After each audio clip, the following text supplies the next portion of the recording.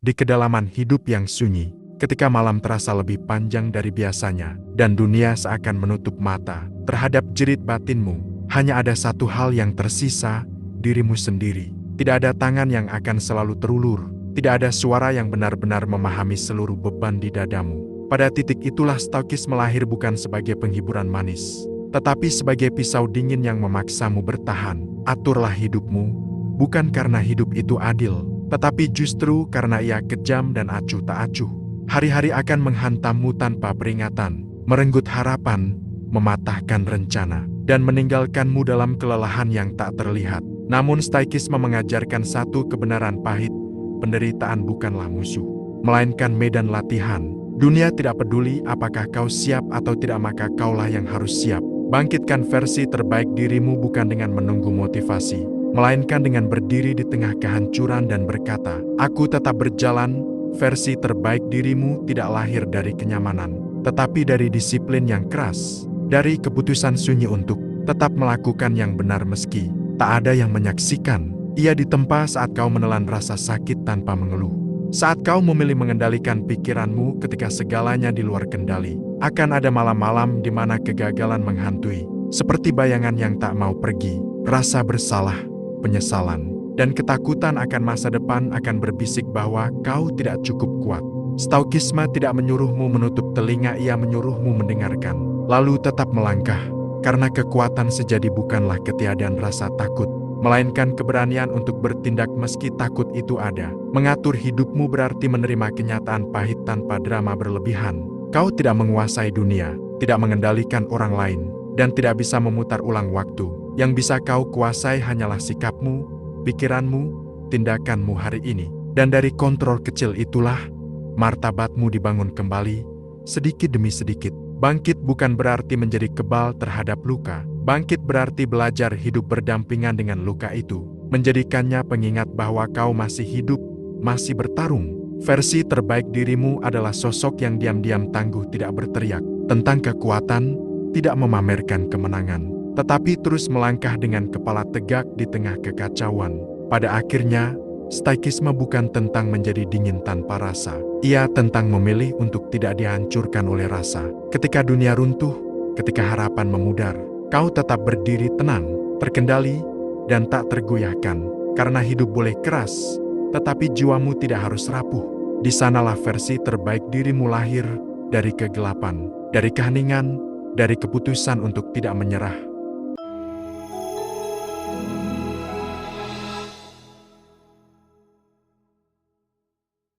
Bagian 1. Ketika hidup tidak lagi memberi belas kasih. Ada fase dalam hidup di mana dunia tidak lagi terasa ramah.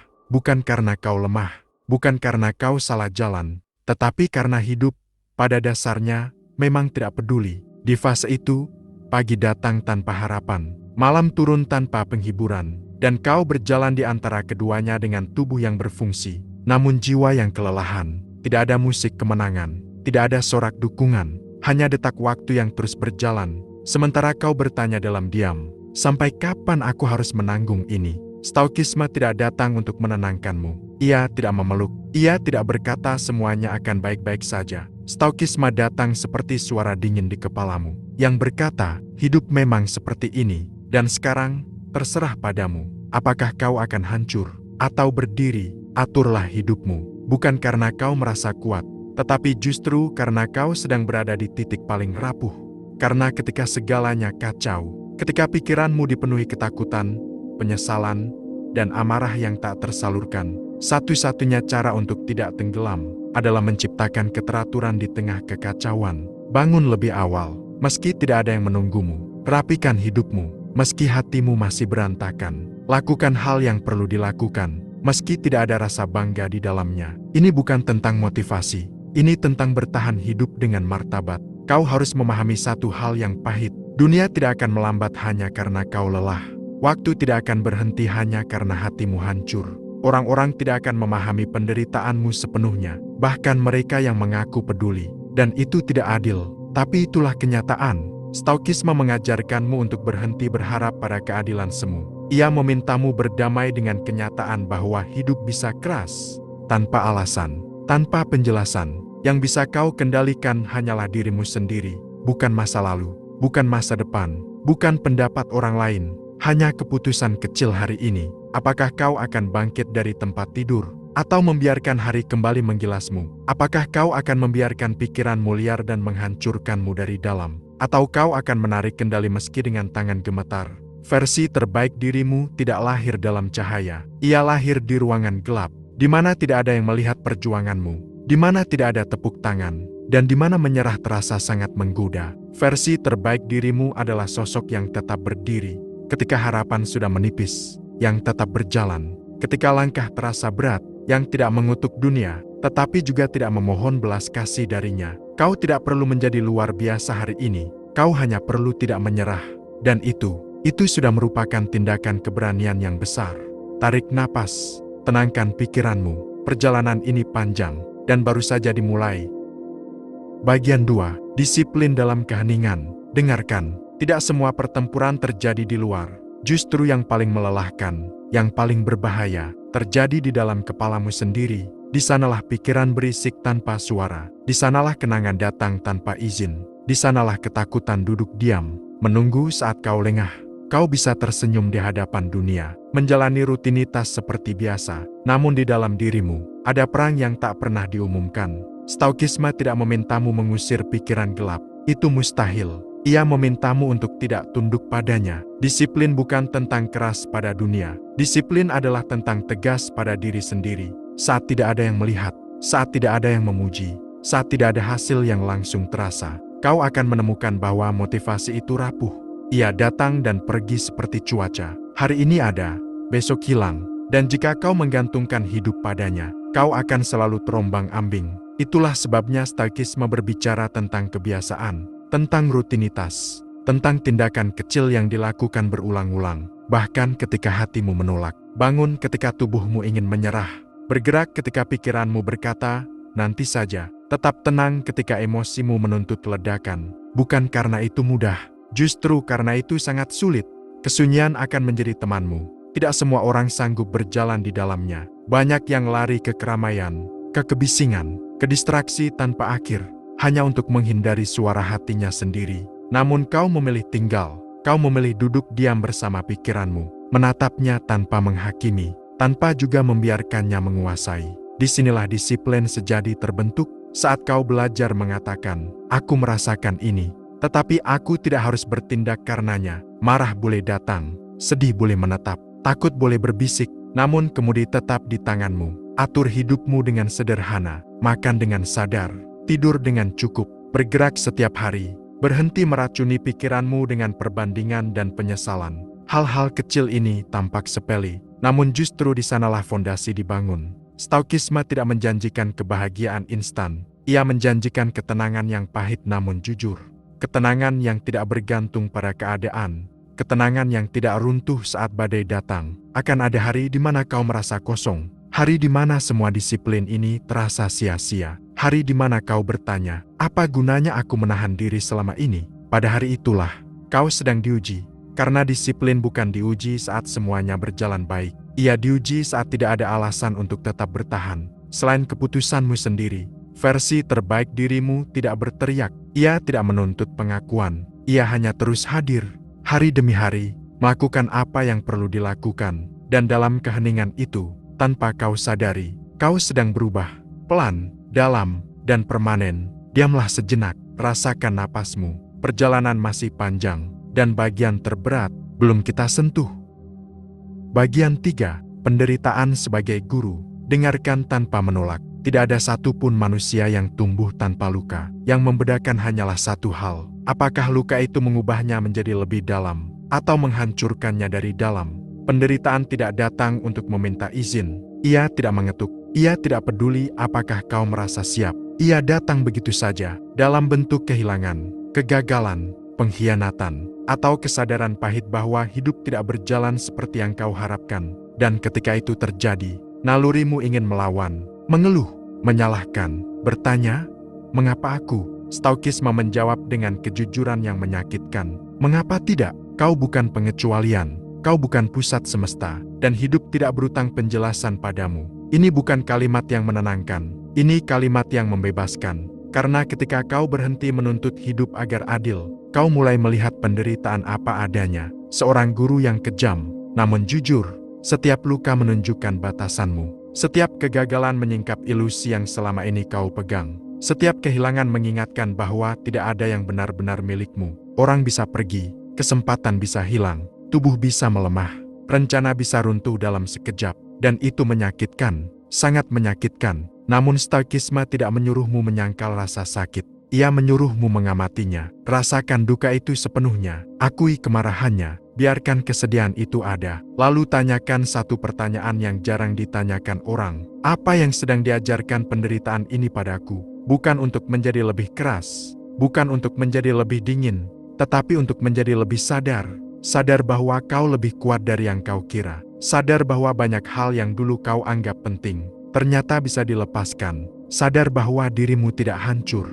Meski dunia terasa runtuh, penderitaan menelanjangi dirimu. Ia meruntuhkan topeng. Ia memisahkan yang esensial dari yang palsu. Dan di titik terendah itu, kau akan menemukan kebenaran yang tidak nyaman. Kau tidak membutuhkan sebanyak yang kau kira untuk tetap hidup. Kau bisa kehilangan banyak hal, namun tetap bernapas, tetap berdiri, tetap melangkah. Versi terbaik dirimu tidak lahir dengan bersih. Ia lahir dengan bekas luka, dengan retakan, dengan ingatan tentang hari-hari di mana menyerah terasa sangat dekat. Namun justru di sanalah kekuatannya. Ia tahu bagaimana rasanya jatuh.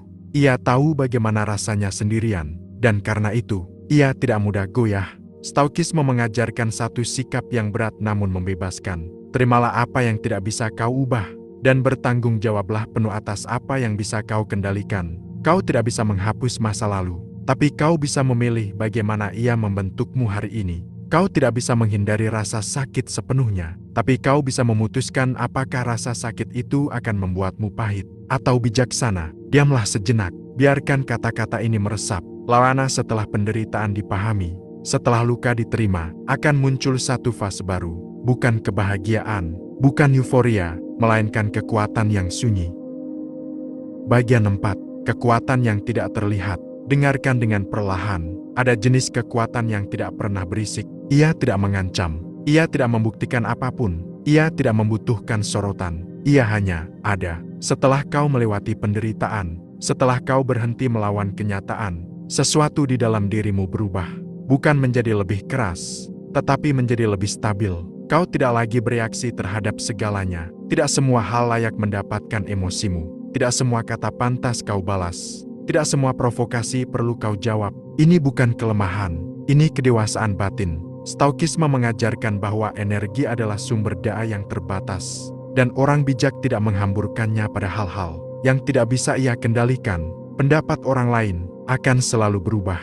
Penilaian dunia tidak pernah konsisten. Pujian datang tanpa makna. Celaan datang tanpa alasan. Jika kau hidup untuk itu semua, kau akan lelah sebelum sempat hidup. Kekuatan sejati muncul ketika kau berhenti menjadikan dunia sebagai hakim. Ketika standar hidupmu tidak lagi ditentukan oleh tepuk tangan, melainkan oleh nurani. Kau melakukan hal yang benar. Bahkan ketika tidak ada imbalan, kau bersikap tenang. Bahkan ketika kau bisa meledak, kau tetap bermartabat. Bahkan ketika diperlakukan tidak adil, dan mungkin tidak ada yang menyadarinya, itu tidak apa-apa, karena stoikisme tidak pernah menjanjikan pengakuan. Ia menjanjikan ketenangan yang tidak bisa dirampas. Akan ada momen di mana hidup kembali menguji, badai datang lagi, masalah muncul lagi, dan orang-orang bertanya, bagaimana kau bisa setenang itu? Mereka tidak tahu berapa banyak malam yang kau lalui sendirian, berapa kali kau menahan diri agar tidak runtuh, berapa sering kau memilih diam ketika ego ingin membalas. Kau tidak perlu menjelaskan, kau tidak perlu membela diri. Kekuatan yang sejati tidak butuh pembenaran. Atur hidupmu dengan prinsip yang sederhana. Lakukan tugasmu hari ini dengan penuh tanggung jawab. Tidak lebih, tidak kurang. Jika hari ini berat, kau hadapi hari ini saja. Jika pikiranmu kacau, kau rapikan satu persatu. Jika emosimu bergolak, kau biarkan ia tenang sebelum bertindak. Inilah kekuatan yang tidak terlihat. Kemampuan untuk menunda reaksi. Untuk memilih respon, untuk tetap utuh di dalam, meski dunia di luar berantakan. Versi terbaik dirimu bukanlah yang paling keras suaranya. Ia adalah yang paling stabil pijakannya. Ia tidak kebal terhadap rasa sakit. namun ia tidak diperbudak olehnya. Ia tidak hidup tanpa emosi, namun ia tidak dikendalikan emosi. Dan perlahan, orang-orang akan merasakannya, bukan karena kau berubah menjadi menakutkan, tetapi karena kehadiranmu membawa ketenangan. Diamlah sejenak, rasakan tubuhmu, rasakan napasmu, karena setelah kekuatan ini terbentuk, akan datang fase terakhir. Bukan tentang dunia, bukan tentang orang lain, melainkan tentang makna hidup yang kau pilih untuk kau jalani. Bagian 5. Hidup dengan martabat. Dengarkan dengan hati yang terbuka. Pada akhirnya, hidup tidak menanyakan seberapa hebat dirimu. Ia tidak peduli seberapa sering kau menang. Ia bahkan tidak mencatat seberapa banyak kau dicintai. Hidup hanya meninggalkan satu pertanyaan sederhana, namun berat. Bagaimana caramu menjalani hari-harimu? Apakah kau hidup dengan martabat, atau hanya bereaksi tanpa arah? Martabat bukanlah status, bukan jabatan, bukan citra di mata orang lain.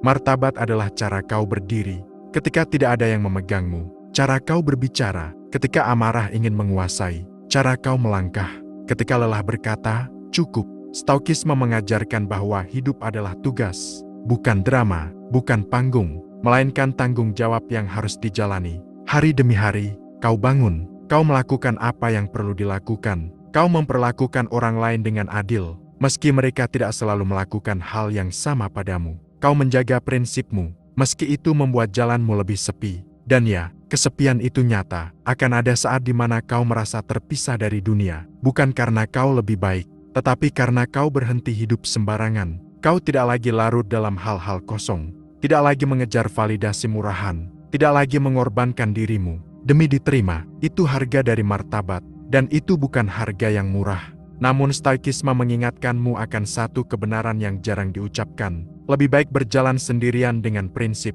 daripada ramai tanpa arah. Hidup dengan martabat berarti menerima bahwa kau akan gagal, bahwa kau akan jatuh lagi, bahwa kau tidak selalu kuat. Namun setiap kali kau jatuh, kau tidak mengkhianati dirimu sendiri. Kau tidak menyalahkan dunia, kau tidak menipu nuranimu, kau berdiri kembali dan melanjutkan. Itulah kemenangan yang tidak tercatat, kemenangan yang tidak dirayakan, namun justru paling berarti.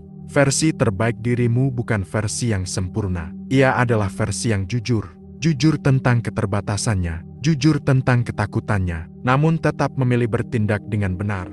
Ketika hidup suatu hari berakhir, dan hari itu pasti datang, kau tidak membawa apapun bersamamu. Bukan harta, bukan nama, bukan pujian. Yang tersisa hanyalah jejak dari cara kau hidup. Dan jika kau hidup dengan martabat, jika kau mengatur hidupmu, dan membangkitkan versi terbaik dari dirimu, meski dunia keras dan tidak adil, maka itu sudah cukup. Tidak untuk dunia, tidak untuk orang lain, tetapi untuk dirimu sendiri. Diamlah sejenak, biarkan keheningan menutup kata-kata ini. Perjalanan ini tidak berakhir di sini.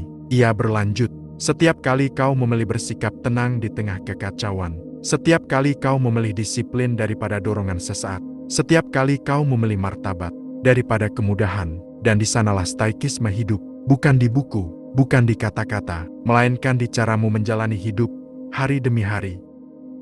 Bagian 6. Kehilangan dan seni melepaskan. Dengarkan dengan hati yang tenang. Cepat atau lambat, hidup akan mengambil sesuatu darimu. Bukan mungkin, bukan jika, tetapi pasti. Seseorang yang kau cintai, sebuah harapan yang kau rawat lama, versi dirimu yang dulu kau banggakan, dan saat itu terjadi. Tidak ada filosofi yang langsung terasa cukup. Tidak ada kalimat bijak yang bisa menutup lubang di dadamu. Stoikisme tidak menipumu dengan janji palsu. Ia tidak berkata bahwa kehilangan itu indah. Ia berkata bahwa kehilangan itu bagian dari kontrak hidup. Segala sesuatu yang kau miliki, sejak awal, hanyalah titipan. Orang datang dengan kehendaknya sendiri, dan pergi dengan cara yang tidak bisa kau atur. Waktu meminjamkan kekuatan, lalu mengambilnya kembali. Tubuh meminjamkan kesehatan, lalu menagihnya perlahan. Dan jika kau hidup seolah semua itu milikmu selamanya, kehilangan akan menghancurkanmu. Namun jika kau hidup dengan kesadaran bahwa tidak ada yang permanen, kau akan belajar satu seni yang paling sulit. Melepas tanpa membenci hidup. Melepaskan bukan berarti tidak peduli. Melepaskan berarti tidak mencengkram dengan putus asa. Kau berduka, namun tidak tenggelam. Kau bersedih, namun tidak kehilangan arah. Stoikisme mengajarkanmu untuk mencintai, tanpa mengklaim kepemilikan. Menghargai momen, tanpa menuntut keabadian. Karena penderitaan terbesar, lahir bukan dari kehilangan itu sendiri, melainkan dari penolakan untuk menerima bahwa kehilangan adalah bagian dari hidup. Jika hari ini kau kehilangan sesuatu, diam sejenak, tarik napas, katakan dalam hatimu, aku tahu ini bisa pergi sejak awal, dan dari penerimaan itu akan lahir kekuatan yang lembut namun kokoh. Bagian 7. Kematian sebagai penunjuk arah. Sekarang dengarkan dengan lebih dalam. Tidak ada topik yang lebih dihindari manusia selain kematian. Kita menyingkirkannya dari pikiran, mengusirnya dari percakapan, dan hidup seolah waktu akan selalu cukup. Stoikisme melakukan kebalikannya. Ia memintamu untuk mengingat kematian setiap hari, bukan untuk menakutimu, bukan untuk membuatmu murung, tetapi untuk membuatmu jujur. Karena ketika kau benar-benar menyadari bahwa hidup ini terbatas, banyak hal tiba-tiba kehilangan daya tariknya. Drama menjadi kecil, ego menjadi tidak penting, kemarahan menjadi terlalu mahal untuk dipelihara. Jika hari ini adalah hari terakhirmu, apakah kau akan menghabiskannya untuk membuktikan sesuatu pada orang lain, atau kau akan menjalaninya dengan tenang dan penuh tanggung jawab? Mengingat kematian bukan berarti berhenti merencanakan, ia berarti berhenti menunda hidup. Kau berhenti berkata, nanti saja aku berubah, nanti saja aku jujur, nanti saja aku hidup dengan benar. Karena tidak ada jaminan nanti, dan justru kesadaran itulah yang memberi hidup bobot dan makna. Stoikisme mengajarkan, hidup seolah kau bisa pergi kapan saja, namun bertindak seolah setiap tindakanmu akan dikenang oleh nuranimu selamanya. Itulah keseimbangan yang sunyi. Bagian 8. Menjadi tenang di dunia yang tidak pernah tenang. Dengarkan ini sebagai penutup panjang perjalanan kita. Dunia tidak akan menjadi lebih pelan, tidak akan menjadi lebih adil, tidak akan menjadi lebih lembut hanya karena kau sudah berusaha. Kekacauan akan terus ada, orang-orang akan tetap bereaksi berlebihan, berita buruk akan terus datang. Namun Stoikisme tidak pernah bertujuan mengubah dunia. Ia bertujuan mengubah caramu berdiri di dalamnya. Ketenangan bukan berarti hidup tanpa masalah. Ketenangan adalah kemampuan untuk tidak kehilangan dirimu sendiri di tengah masalah. Kau tidak mati-matian ingin menang, tidak panik ketika kalah, tidak hancur ketika tidak dipahami. Kau tahu siapa dirimu, kau tahu apa tugasmu hari ini, dan itu cukup. Atur hidupmu, bukan untuk terlihat berhasil, tetapi agar jiwamu tidak kacau. Bangkitkan versi terbaik dirimu, bukan untuk mengungguli orang lain, tetapi agar kau tidak mengkhianati dirimu sendiri. Dan jika suatu hari dunia benar-benar runtuh, jika semua yang kau bangun menghilang, jika kau harus memulai lagi dari nol, kau tidak akan takut, karena kau tahu, yang terpenting tidak pernah bisa dirampas. Sikapmu, prinsipmu, martabatmu. Diamlah sekarang, biarkan kata-kata ini mengendap. Stoikisme bukan akhir perjalanan, ia adalah cara berjalan. Dan selama kau masih bernapas, kau masih punya kesempatan untuk hidup dengan tenang di dunia yang tidak pernah tenang.